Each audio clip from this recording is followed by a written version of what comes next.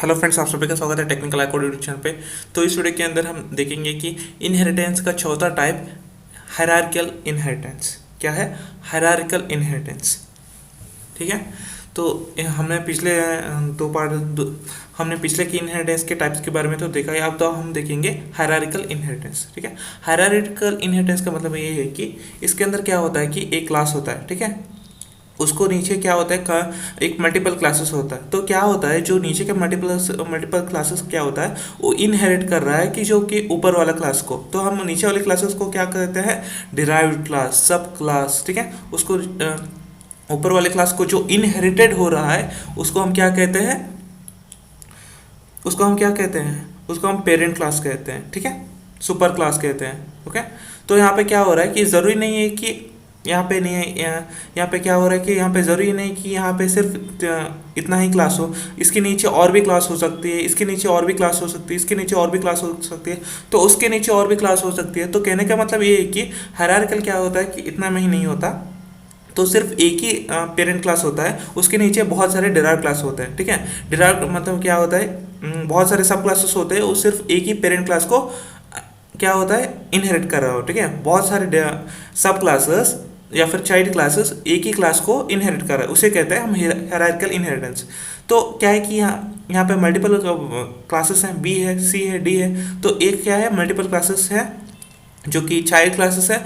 तो एक ही क्लास को क्या हो रहा है, इनहेरिट कर रहा है, ठीक है। एक ही पेरेंट क्लास को इनहेरिट कर रहा है। तो इसके नीचे क्या हो सकते हैं, बहुत सारे क्लासेस हो सकते हैं। तो वो क्लास क्या कर रहे हैं, एक ही क्लास को जो जिसका नाम है बी क्लास को इनहेरिट कर रहा है, ठीक है। इसी तरह यहाँ पे सी के अंदर भी बहुत सारे क्लासेस हो सकते हैं। तो वो सारे क्लासेस क्या है, एक ही सी क्लास को, एक ही पेरेंट क्लास को इनहेरिट कर रहा है। तो इन डी के नीचे भी बहुत सारे क्लासेस हो सकते हैं। तो वो सारे बहुत सारे क्लासेस जो कि है सब क्लासेस है, चाइल्ड क्लासेस है। तो एक ही क्लास जो उसका नाम है पेरेंट क्लास, उसको इनहेरिट कर रहा है। तो हायरार्किकल इनहेरिटेंस का मतलब ये है कि एक ही पेरेंट क्लास होगा, उसका मल्टीपल सब चाइल्ड क्लासेस होगा, ठीक है। लेकिन चाइल्ड क्लासेस का भी डिराइव्ड हो सकता है, मतलब उसके नीचे भी और भी क्लासेस हो सकते हैं, ठीक है। तो हम आगे देखते हैं इसका डेफिनेशन। अगर आप चाहो तो मैं ये बोल सकता हूँ कि hierarchical inheritance is a type of inheritance. एक मतलब एक टाइप है इनहेरिटेंस का इन विच वन क्लास, यानी कि एक class, in which one class is derived by multiple classes, ठीक है। is derived by multiple classes. Hierarchical inheritance is a type of class, मतलब is a type of inheritance, एक मतलब एक इनहेरिटेंस का एक टाइप है in which one class which is a parent class which is inherited by multiple classes that are sub classes और child classes, ठीक है। तो मुझे उम्मीद है फ्रेंड्स इसका डेफिनेशन और इसका एक बेसिक कॉन्सेप्ट आपको समझ आ चुका है। लेकिन अब हम चलते हैं इसके प्रोग्राम की ओर, ठीक है। हाँ, तो मैं फ्रेंड्स मैंने यहाँ पे प्रोग्राम ऑलरेडी लिख करके रखा है, तो चलिए इसको देख लेते हैं। तो हमें सबसे पहले क्या करना होगा, स्कैनर क्लास के हम यूज़र इनपुट लेंगे। तो इसके लिए हमें क्या करना होगा, स्कैनर क्लास का जो पैकेज होता है उसको हमें इनपुट करना होगा, ठीक है। उसका नाम है यूटिल पैकेज, ठीक है।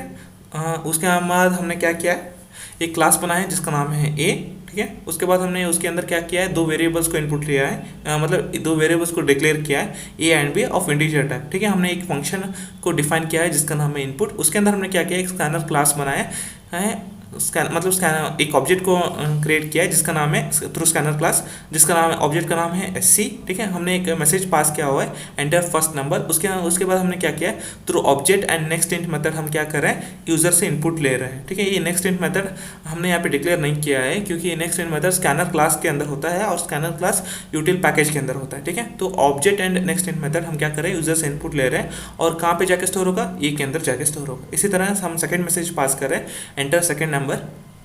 तो हम बेसिकली क्या कर रहे हैं, through object and next in method हम क्या करें, यूजर से फिर से इनपुट ले रहे हैं और कहाँ पे जाके स्टोर होगा, बी के अंदर जाके स्टोर होगा। तो इस फंक्शन के इसमें इनपुट मेथड या फिर फंक्शन के अंदर हम क्या करें, एक ऑब्जेक्ट को क्रिएट करें और ए के अंदर क्या करें, एक पहला इनपुट जाएगा और बी के अंदर दूसरा इनपुट जाएगा। ये मेथड खत्म हुआ और एक क्लास खत्म हुआ, ठीक है। उसके बाद हमने क्या किया है, क्लास बी बनाया है, ठीक है, क्लास बी बनाया है, ठीक है। और उसके बाद क्या है, एक्सटेंड से, ठीक है। यहाँ पर ए क्या है, ये क्या है, बेसिकली एक पेरेंट क्लास है। उसके नीचे जो भी क्लासेस हम बना रहे हैं वो क्या है, चाइल्ड क्लासेस हैं, ठीक है। उसके बाद हमने एक और क्लास बनाया है जो कि जिसका नाम है सी क्लास। आप चाहे तो बहुत सारे क्लासेस बना सकते हो, लेकिन मैंने फिलहाल दो ही क्लास बनाए हैं, ठीक है। ए क्या है, एक पेरेंट क्लास है, उसके बाद क्या है बी सी क्या है उसका चाइल्ड क्लास है जो कि ए को ही इनहेरिट कर रहा है, ठीक है। तो उसके बाद मैंने क्लास बी बनाया है। एक्सटेंशन क्या है, इनहेरिट करना, किस क्लास उसको, ए क्लास को, ठीक है। उसके अंदर मैंने क्या किया, ऐड मेथड को एक ऐड फंक्शन बनाया है, उसके अंदर मैं उस ऐड फंक्शन को डिफाइन किया है। उसके अंदर मैंने क्या किया, एक सिंपल सा स्टेटमेंट पास किया है, एडिशन, ठीक है। तो ए प्लस बी उसके अंदर ऐड अप करके प्रिंट करना है, ठीक है। तो ए प्लस बी यहाँ पर तो मैंने डिक्लेयर नहीं किया हुआ है, तो कहाँ से होगा ये सब कुछ, ए एंड बी यहाँ पे डिक्लेयर किया है क्लास ए के अंदर, लेकिन हम क्या कर रहे हैं, एक्सटेंस कर रहे हैं, ठीक है, इनहेरिट कर रहे हैं। तो इनहेरिट करने का मतलब ये है कि इसके जो प्रॉपर्टीज़ हैं वो बी के अंदर आ जाएंगे, ठीक है। बी क्लास बी से भी एक्सेसिबल है, ठीक है। तो इसी तरह हमने क्या किया, क्लास सी को हम इनहेरिट कर रहे हैं ए के साथ, इसलिए हम एक्सटेंड्स की वर्ड लगा रहे हैं। लेकिन आपको ध्यान देने वाली बात यह है कि यहाँ पे मैंने बी नहीं लगाया बल्कि ए का लिखा है। तो ए का हम क्यों लगा रहे हैं, क्योंकि ए से ही हम जो बाकी के जो बी एंड सी हैं जो सब क्लासेस हैं, बी एंड सी क्या है, सब क्लासेस है, चाइल्ड क्लास है, वो ए की पेरेंट क्लास को इनहेरिट कर रहा है, ठीक है। इसी को कहता है हायरार्किकल इनहेरिटेंस। तो उसके अंदर मैंने क्या किया, एक यहाँ पर ऐड फंक्शन हुआ, यहाँ पर सब्ट्रैक्शन फंक्शन हुआ। इसके अंदर मैंने एक सिंपल सा स्टेटमेंट प्रिंट किया, सब्ट्रैक्ट ए माइनस बी, ठीक है। यानी कि जो भी कुछ भी वैल्यू होगा इनहेरिट करेगा। यहाँ पर देखिए, यहाँ पर भी मैंने A minus B, A and B declare नहीं किया है, वैल्यू को इनपुट नहीं लिया, लेकिन कहाँ पर किया मैंने, ए क्लास ए के अंदर किया है। तो हम इनहेरिट कर रहे हैं ए के को, किस क्लास से, सी क्लास से ए क्लास को, ठीक है। तो ए के अंदर जो कुछ भी प्रॉपर्टीज़ है, फंक्शंस है, मेथड्स है, उसको कहाँ सी क्लास से भी हम एक्सेस कर पाएंगे, ठीक है। तो सी क्लास के ऑब्जेक्ट से भी हम एक्सेस कर पाएंगे, ठीक है। तो वॉइड सब हमने के अंदर क्या किया, सब्ट्रैक्शन किया है, ठीक है। तो अब हम चलते हैं, तो क्लास, तो यहाँ पे हमारा काम हो चुका है बेसिकली। पेरेंट क्लास कौन सा है, ए क्लास, और जो चाइल्ड क्लास कौन कौन से, B class and C class. तो बी एंड सी क्लास क्या कर रहा है, इनहेरिट कर रहा है, ठीक है। एक्सटेंशन यानी क्या कर रहा है, इनहेरिट कर रहा है ए क्लास को, ठीक है। तो ये हो गया हायरार्किकल। मैंने यहाँ पे सिर्फ दो ही क्या बनाए हैं, चाइल्ड क्लासेस बनाए हैं। तो आप चाहो तो मल्टीपल क्लासेस को बना सकते हो, ठीक है। उसके नीचे भी आप और भी क्लासेस लगा सकते हो, लेकिन मैंने प्रोग्राम बहुत ज़्यादा लंबा ना हो जाए इसलिए मैंने सिर्फ डिराइव्ड क्लास जो यानी कि जो सब क्लासेस जो कि हैं, चाइल्ड क्लासेस हैं, उनको सिर्फ मैंने दो ही रखा है, ठीक है। आप चाहो तो मल्टीपल क्लासेस लगा सकते हैं। उसके बाद मैंने क्या क्या किया है, क्लास हायरार्किकल किया है, यानी कि क्लास का नाम क्या है, हायरार्किकल ही रखा हुआ है, ठीक है। आप चाहो तो कोई भी नाम रख सकते हैं, ठीक है। यहाँ पे वॉइड मेन मेथड में लिखा है। उसके बाद मैंने क्या किया, कौन सा क्लास का ऑब्जेक्ट बनाया है मैंने, बी क्लास का, ठीक है। अब बी क्लास का ही ऑब्जेक्ट क्यों बनाया मैंने, ए क्लास का ऑब्जेक्ट क्यों नहीं बनाया। अगर मैंने ए क्लास का ऑब्जेक्ट बनाया होता तो सिर्फ और सिर्फ ए क्लास के प्रॉपर्टीज़ को ही क्या यूज़ कर पाता, लेकिन यहाँ पे मैंने क्या किया है, क्लास बी का ऑब्जेक्ट क्रिएट किया है। तो क्लास बी का ऑब्जेक्ट करते हुए क्या करना है, तो ए क्लास के बी क्लास के प्रॉपर्टीज़ तो हमारे पास है ही है, लेकिन हम ए क्लास के प्रॉपर्टीज़ को भी हमारे पास है, क्योंकि हमने को बी क्लास इनहेरिट कर रहे हैं क्लास ए को, ठीक है। इसी तरह जब सी क्लास हम बनाएंगे, सी क्लास के प्रॉपर्टीज़ तो हमारे पास है ही है, लेकिन सी क्लास के साथ हमारे एक पास ए क्लास की भी प्रॉपर्टीज है, क्योंकि हम सी क्लास से हम क्या कर रहे हैं, एक्सटेंड कर रहे हैं, यानी कि इनहेरिट कर रहे हैं क्लास ए को, ठीक है। तो यहाँ पे क्या कर रहे हैं, बी को ऑब्जेक्ट बनाया है जिसका नाम है ए, ठीक है। थ्रू ए ऑब्जेक्ट हम क्या कर रहे हैं, इनपुट मेथड को कॉल कर रहे हैं, ठीक है। इनपुट मेथड कहाँ पर है, क्लास ए के अंदर है, ठीक है। क्लास ए के अंदर क्या है, इनपुट मेथड है। तो जैसा कि मैंने कहा, क्लास बी इनहेरिट कर रहा है ए के अंदर, तो क्लास बी के पास अथॉरिटी है, एक्सेसिबल है ए क्लास के फीचर को एक्सेस करने के बाद, ठीक है। फीचर्स का मतलब मेथड्स हो गया, फंक्शंस हो गया, या फिर वेरिएबल्स हो गया, इनको कहते हैं, ठीक है। तो यहाँ पे क्या है, थ्रू ऑब्जेक्ट बी क्लास के ऑब्जेक्ट्स के थ्रू और डॉट ऑपरेटर के थ्रू हम इनपुट मेथड के, क्लास ए के इनपुट मेथड को हम एक्सेस कर पा रहे हैं। तो इसी के साथ उसके बाद हम क्या करें, इसी के साथ ए डॉट, तो object A and dot operator के साथ ऐड मेथड क्या करें, एक्सेस करें। तो ऐड मेथड किस क्लास का है, बी क्लास का है, ठीक है। उसके बाद हम क्या करें, सी क्लास का ऑब्जेक्ट बना रहे हैं, ठीक है। तो इनपुट का अंदर हमने क्या किया है, दो वेरिएबल को रीड किया है, ठीक है, दो वैल्यूज को रीड किया। तो उसके बाद ऐड मेथड के अंदर क्या है, उन दोनों को ऐड कर दिया है, ठीक है। तो एडिशन आएगा यहाँ पे। तो इसके बाद हमने सी क्लास का एक ऑब्जेक्ट बनाया है जिसका नाम है बीबी, और बीबी से हम क्या कर रहे हैं, इनपुट को ले रहे हैं। इनपुट हम कौन सा क्लास का है, जैसा कि मैंने बताया इनपुट क्लास ए का है, ठीक है। यहाँ पे क्लास सी क्या है, एक्सटेंड्स कर रहा है ए को, यानी कि क्लास सी इनहेरिट कर रहा है ए को, यानी कि ए के फीचर्स को क्या कर पा रहा है, सी क्लास यूज कर पा रहा है। इसीलिए हम क्या कर पा रहे हैं, यहाँ पे सी क्लास के ऑब्जेक्ट बनाया है, इसलिए सी क्लास के ऑब्जेक्ट के थ्रू क्लास ए के मेथड्स को एक्सेस कर पा रहे हैं, ठीक है। तो बीबी क्या कौन सा क्लास का है, जो कि क्लास सी का है, ठीक है। Through BB and dot operator हम क्या कर रहे हैं, क्लास ए के इनपुट मेथड को हम एक्सेस कर पा रहे हैं। इनपुट मेथड के अंदर क्या है, बेसिकली दो इनपुट को हम ले रहे हैं, ठीक है, दो इनपुट को हम यूजर से ले रहे हैं। उसके बाद हम क्या करें, through BB object and dot operator के साथ हम सब मेथड को कॉल करें जो कि क्लास सी के अंदर ही है, ठीक है।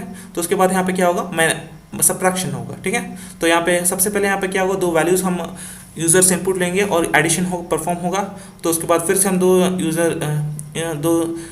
दो इनपुट लेंगे यूज़र से, उसके बाद क्या होगा, सबट्रैक्शन होगा। चलिए इसको रन करते हैं। मैंने इसको ए ड्राइव के अंदर सेव किया, आप चाहो तो इसको कहीं पर भी सेव कर सकते हो पाथ सेट करने के बाद, ठीक है। अगर आपने पाथ सेट नहीं किया है तो आप क्या कर सकते हैं, मेरा पाथ सेट वाला का वीडियो देख लीजिए, आप कहीं पे भी सेट कर सकते हैं, वरना आपको बिन डायरेक्टरी में सेव करना होगा। अगर आप कोई भी आईडी यूज़ करें तो आप डायरेक्टली रन कर सकते हैं, कोई दिक्कत नहीं है। तो मैं कमांड प्रमोट ओपन कर देता हूँ।